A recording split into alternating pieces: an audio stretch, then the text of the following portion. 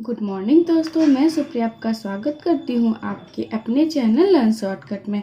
दोस्तों, पिछले सेशन में हमने कटिंग ऑफ अ कोण और फ्रस्टम ऑफ अ कोण अर्थात शंकु का कटाव तथा शंकु का छिन्नक के बारे में सारे इम्पोर्टेंट कॉन्सेप्ट और सारे इम्पोर्टेंट क्वेश्चन के साथ साथ प्रीवियस क्वेश्चन को भी देखा था। इसका लिंक आपको ऊपर आई बटन और नीचे डिस्क्रिप्शन में मिल जाएगा। दोस्तों, आज के सेशन में हम लोग स्फीयर अर्थात गोला के बेसिक कॉन्सेप्ट, प्रीवियस ईयर के क्वेश्चंस तथा इम्पोर्टेंट और कॉम्प्लेक्स क्वेश्चन को कैसे शॉर्ट मेथड से सॉल्व करते हैं ये बनाना सीखेंगे। तो चलिए दोस्तों, इस वीडियो के अंत तक बने रहिए ताकि आपका एक भी क्वेश्चन या कॉन्सेप्ट ना छूटे। चलिए चलते हैं हम लोग बिना समय नष्ट हुए आज के अपने इस सेशन की तरफ। चलिए दोस्तों, सबसे पहले जो है हम लोग इससे रिलेटेड जो है वो फार्मूलाज देख लेते हैं। देखिए, हम एक फिगर बना लेते हैं। ठीक है, ये हमारा गोला है। ठीक है, गोले का ये जो है त्रिज्या जो है वो r है। ठीक है, और बस चलिए हम लोग इसको देखते हैं। तो गोले का जो v होगा, आयतन बराबर वॉल्यूम बराबर है, वो होता है 4/3 पाई r क्यूब। ठीक है दोस्तों, अब देखिए इसका जो पृष्ठ का क्षेत्रफल होता है, पृष्ठ का क्षेत्रफल दोस्तों गोला में जो है, पूरे गोले में जो है वो संपूर्ण पृष्ठ का क्षेत्रफल बोले या वक्र पृष्ठ का क्षेत्रफल बोले, इसमें बस पृष्ठ का क्षेत्रफल होता है दोस्तों, जिसको हम लोग लिख सकते हैं एरिया बराबर होता है 4 पाई r स्क्वायर। ठीक है, अब देखिए गोला को अगर आप 20 से कट कर देते हो तो ये अर्धगोला बन जाएगा दोस्तों। अर्धगोला जो बनेगा दोस्तों, तो इसकी जो अर्धगोला का जो भी होगा, अर्धगोला के लिए दोस्तों, अब अर्धगोले की बात करते हैं हम लोग। अर्धगोला का जो भी होगा, आयतन होगा, वो होता है 2। चूँकि ये 4/3 पाई r क्यूब है तो इसको बटा 2 से भाग देंगे जब हम, तो क्या हो जाएगा 2/3 पाई r क्यूब। ठीक है, ये अर्धगोला का आयतन हो गया। अब यदि हमें जो है अर्धगोला का संपूर्ण पृष्ठ का क्षेत्रफल बोले तो देखिए दोस्तों, संपूर्ण पृष्ठ का क्षेत्रफल के लिए ये अर्धगोला का क्षेत्रफल तो होगा ही होगा, प्लस जो है हमें एक पृष्ठ को ऐड करना पड़ेगा। ठीक है, और एक पृष्ठ जो है इसके एक वृत्त के बराबर होगी दोस्तों। ठीक है, अर्थात हम लोग जो है अर्धगोला का, अगर हमसे अर्धगोला का संपूर्ण पृष्ठ का क्षेत्रफल पूछे, अर्धगोला का संपूर्ण पृष्ठ का टोटल सरफेस एरिया पूछे अगर, तो हम लोग क्या हो जाएगा 2 पाई r स्क्वायर होगा दोस्तों, हाफ का, प्लस जो है इसमें एक पृष्ठ जुड़ रहा है अर्थात प्लस पाई r स्क्वायर, अर्थात आप इसे डायरेक्ट लिख सकते हो 3 पाई r स्क्वायर। ये अर्धगोला का संपूर्ण पृष्ठ का क्षेत्रफल है। ठीक है, चलिए अब हम लोग जो है इससे बेसिक से रिलेटेड एक दो क्वेश्चन देख लेते हैं ताकि आपको जो है ये जो है फार्मूला जो है इसे अच्छे से फिट करना आ जाए, बताना आ जाए, सीखना आ जाए। ठीक है, चलिए मान लेते हैं कि किसी का गोला है, एक गोला दिया हुआ है, इसकी जो त्रिज्या दी गई है, त्रिज्या जो है वो 10.5 दिया गया है। तो आपसे पूछ रहा है कि इसका जो आयतन है या फिर टोटल सरफेस एरिया है वो क्या होगी। ठीक है दोस्तों, 10.5 है अर्थात हम लोग इसको 21/2 लिख सकते हैं। अब हमसे पूछ रहा है कि इसका आयतन क्या होगा, तो आयतन अर्थात v बराबर क्या पता है आपको 4/3 पाई r क्यूब का मान कितना है 21/2 इंटू 21/2 इंटू 21/2। ठीक है, चलिए आप लोग इसको सॉल्व कीजिएगा। तो देखिए 21 से 21 जाएगा, 8 से ये 4 और ये 8 चला गया। अब आप लोग इसको गुना कर लीजिए, 11 गुने 21 का स्क्वायर अर्थात 441। जब आप लोग इसको गुना कीजिएगा दोस्तों तो ये आ जाएगा 4851 सेंटीमीटर क्यूब। हमने आयतन तो ज्ञात कर लिया दोस्तों, अब हमें टोटल सरफेस एरिया ज्ञात करना है। ठीक है, तो एरिया बराबर आपको पता है होता है 4 into pi into r square अर्थात 21/2 इंटू 21/2। ठीक है, 7 से 21 काटते हैं 3 और 4 से 4 कट कर देते हैं, अर्थात हम लोग लिख सकते हैं 66 गुने 21। जब आप इसको गुना कीजिएगा तो हो जाएगा 1386 सेंटीमीटर स्क्वायर। हमने इस तरह से दोस्तों आयतन और साथ ही साथ पृष्ठ क्षेत्रफल भी ज्ञात कर लिया। अब आपको जो है बेसिक फॉर्मूला के आधार पर क्वेश्चन सॉल्व करना आ गया दोस्तों। चलिए अब हम लोग देखते हैं इससे रिलेटेड कोई अगला क्वेश्चन। देखिए दोस्तों, हम लोग देखते हैं अगला क्वेश्चन क्या बोल रहा है गोले की त्रिज्या में 50% की वृद्धि करने पर इसके संपूर्ण पृष्ठ के क्षेत्रफल में कितने प्रतिशत की वृद्धि होगी, ये आपसे पूछ रहा है। तो ये दोस्तों मान लेते हैं ये जो पहले वाली गोला है उसका जो त्रिज्या है वो r है। ठीक है, तो 50% का वृद्धि होने पर अर्थात कह सकते हैं जो न्यू त्रिज्या होगी, न्यू रेडियस जो होगा वो क्या हो जाएगा, r का 150% हो जाएगा, क्योंकि जो है वो 50% की वृद्धि हो रही है, तो r का 150% हो जाएगा। ठीक है, इसको आप लोग सॉल्व कर लीजिए तो हो जाएगा 3r/2। हमारा जो नया त्रिज्या निकल कर आ गया। अब देखिए दोस्तों, जब हमारा जो नया क्षेत्रफल होगा, न्यू सरफेस एरिया होगा दोस्तों, नया एरिया क्या हो जाएगा, पहले जो क्या था 4πr², अब हो जाएगा 4π, ठीक है, r² तो r का मान तो 3r/2 है, तो इसका स्क्वायर कीजिए 9r²/4। यह जो है हमारा जो है वो नया सरफेस एरिया हो गया। ठीक है, इसका मान 4 से 4 कट जाएगा, हो जाएगा 9πr²। ठीक है, ये नया वाला क्षेत्रफल है, जबकि जो हमारा पहले का क्षेत्रफल था वो कितना था 4πr²। अर्थात वृद्धि कितने की हुई, 4 से 9 हो गया, अर्थात 5 के वृद्धि हुए। तो प्रतिशत वृद्धि बराबर हम लोग को निकाल लेना है दोस्तों। प्रतिशत वृद्धि बराबर आपको फॉर्मूला पता है, वृद्धि गुने 100 बटा जो पहले का था, अर्थात 4πr²। 4πr² से पाई गया, 4 से 100 गया 25, अर्थात 125% की वृद्धि हुई। दोस्तों यदि आप ये क्वेश्चन को इस फॉर्मूला लगा नहीं सॉल्व करना चाहते हैं तो कोई बात नहीं दोस्तों, चलिए हम लोग इसे एक ट्रिक से सॉल्व करते हैं। आपको ट्रिक मालूम है कि जब किसी में वृद्धि होती थी तो हमने आपको 2D में बताया था a + b + ab/100, बताया था कि नहीं बताया था। चलिए इसी ट्रिक का हम लोग प्रयोग करते हैं इसमें और इसको सॉल्व कर लेते हैं। तो देखिएगा, सॉल्व कर लेते हैं। तो a का मान 50 है, ठीक है, b का मान भी 50 होगा, ठीक है, प्लस 50 × 50/100, ठीक है, तो 50 + 50 अर्थात 100, प्लस इसमें से 0 से 0 गया, 100 से रह गया 25, अर्थात 125% की वृद्धि हो रही है। देखिए दोस्तों, यदि हमें ये ट्रिक मालूम था दोस्तों तो हमने इसे बस एक लाइन में सॉल्व किया, ठीक है, जबकि यदि हमें ये ट्रिक मालूम नहीं था दोस्तों तो देखिए इतना लंबा हमने इसको सॉल्व किया है। ठीक है, इसमें दोस्तों बहुत समय लगता है दोस्तों, इसलिए जितना ज़्यादा हो सके, जहाँ पे भी हो सके दोस्तों, वहाँ पे आपको शॉर्ट ट्रिक्स का यूज करना है, शॉर्ट मेथड का यूज करना है, ताकि आप एग्जाम में समय को बचा सके और उस समय को है जो आप दूसरे क्वेश्चन में दे सके या फिर अगले पार्ट में दे सके। ठीक है दोस्तों, चलिए अब हम लोग देखेंगे अगला क्वेश्चन। देखिए दोस्तों, हम लोग देखते हैं अगला क्वेश्चन। क्वेश्चन बोल रहा है, एक गोले की त्रिज्या में 20% की वृद्धि होने पर इसके आयतन में प्रतिशत वृद्धि क्या होगा, ये हमें ज्ञात करना है। ठीक है दोस्तों, तो चलिए सबसे पहले हम लोग इसे नॉर्मल तरीके से बनाते हैं, फिर हम लोग इसको जो है वो शॉर्ट मेथड से बनाना देखेंगे।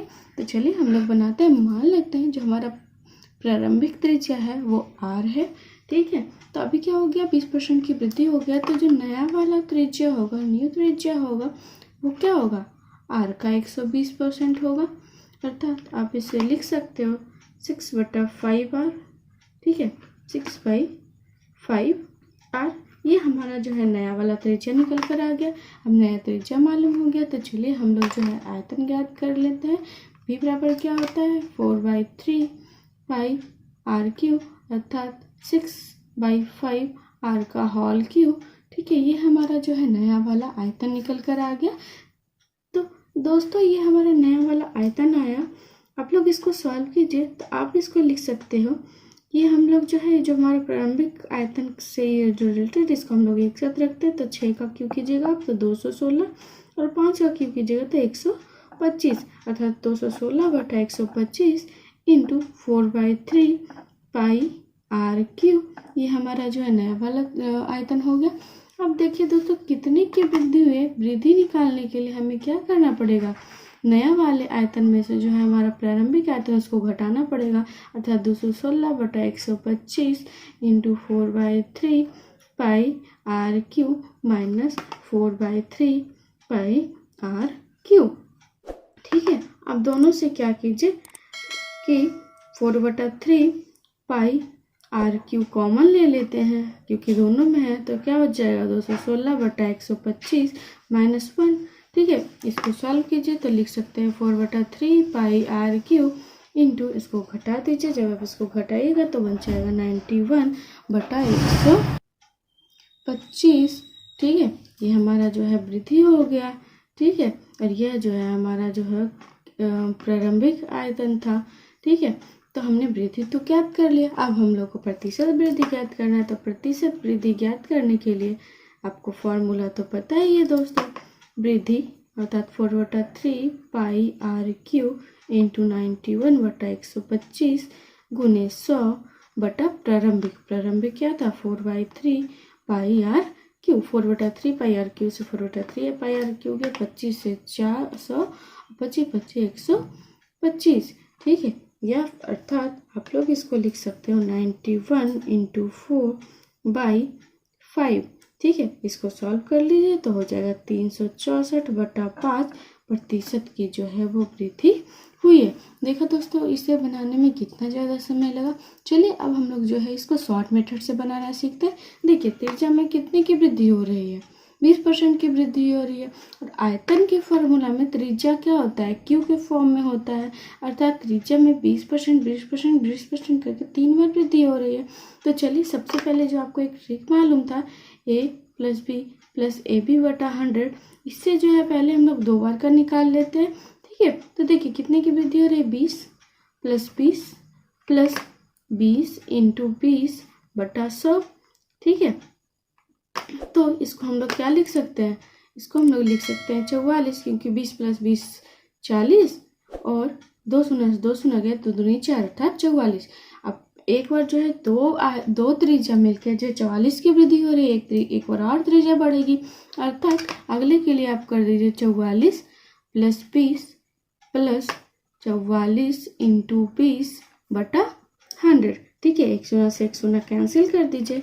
इसको आप क्या लिख सकते हैं, 44 + 20 अर्थात 64, ठीक है। ये 44 दूनी 88 हो जाएगा, अर्थात 8.8।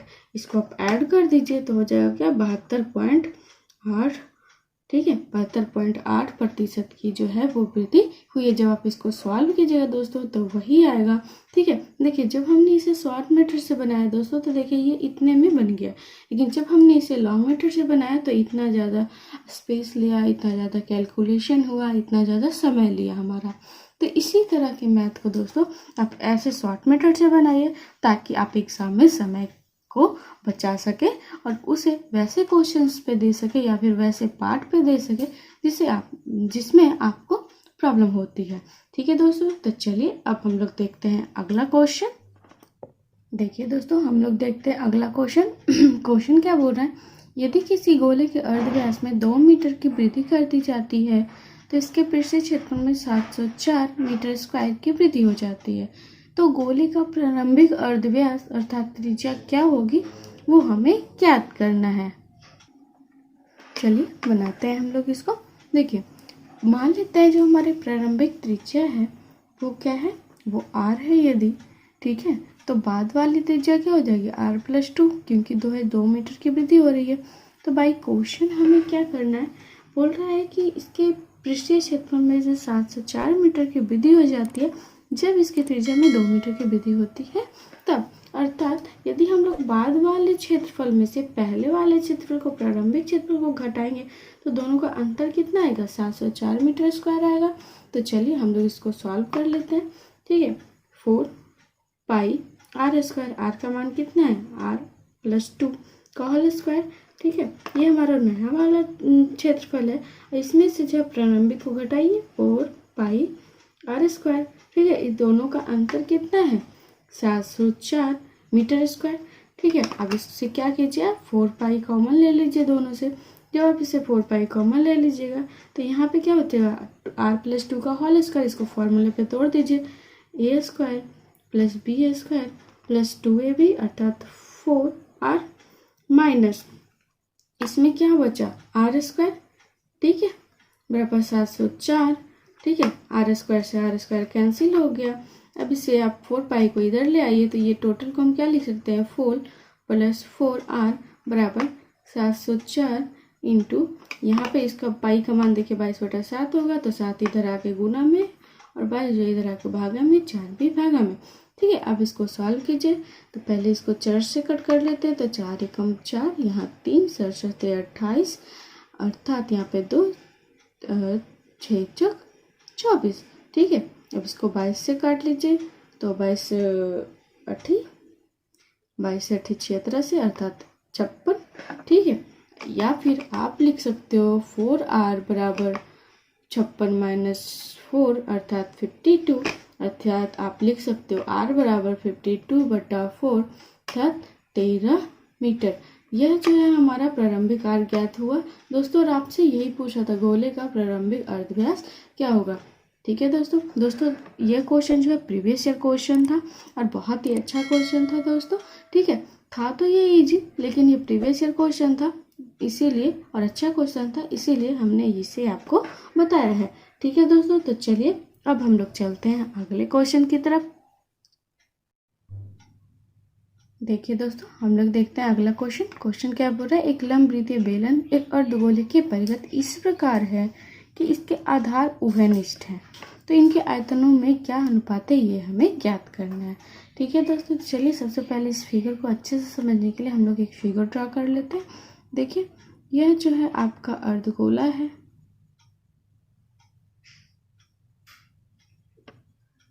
यह आपका अर्धगोला है। क्या बोल रहा है, अर्धगोला है और इसके परिगत एक बेलन है। ठीक है, जो कि इस प्रकार है कि इसका आधार जो है एक दूसरे के उभयनिष्ठ है। ये इसका अर्धगोला का आधार हो गया, यही आधार जो है हमारा वो बेलन का भी आधार है। तो चलिए हम लोग बेलन भी बना लेते हैं।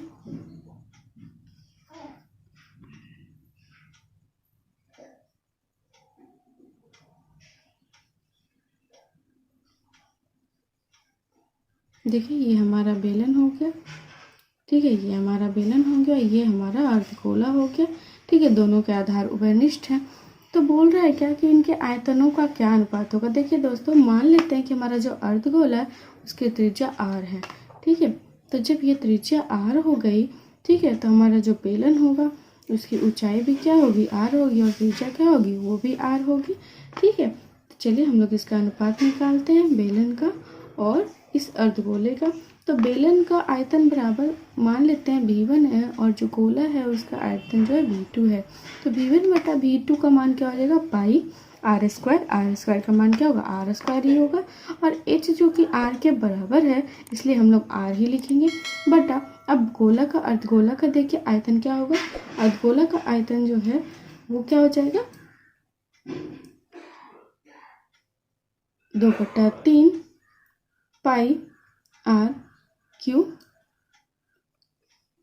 अर्थात पाई से पाई कैंसिल कर दीजिए, आर स्क्वायर इंटू आर अर्थात r क्यू से r क्यू गया, अर्थात v1 बटा v2 का मान क्या हो जाएगा, 3/2, अर्थात हम लोग बोल सकते हैं कि 3:2 इसके आयतनों का अनुपात है। ठीक है दोस्तों, चलिए अब हम लोग बढ़ते हैं अगले क्वेश्चन की तरफ। देखिए दोस्तों, हम लोग आज के इस सेशन का अंतिम क्वेश्चन देखते हैं। क्वेश्चन क्या बोल रहा है, धातु के बने 28 सेंटीमीटर ऊंचे तथा 6 सेंटीमीटर त्रिज्या वाले किसी ठोस बेलन को पिघलाकर गोलियां बनाई गई है, जिनमें से प्रत्येक का व्यास जो है 1.5 सेंटीमीटर है। तो इन गोलों की संख्या क्या होगी ये आपको ज्ञात करना है। कहने का तात्पर्य ये हुआ दोस्तों कि जो बेलन पिघलाकर गोला बनाया गया है, ठीक है, तो दोनों के जो मटेरियल उसका जो आयतन है वो दोनों का बराबर होगा। ठीक है, तो चलिए हम लोग सबसे पहले बेलन के लिए लेते हैं। तो बेलन का जो है वो r पता है और हमें ऊंचाई भी पता है, तो हम लोग इसका आयतन ज्ञात कर लेते हैं। ये बेलन है दोस्तों, बेलन का मान लेते हैं कि आयतन जो है वो v1 है। तो v1 बराबर क्या लिख सकते हैं, पाई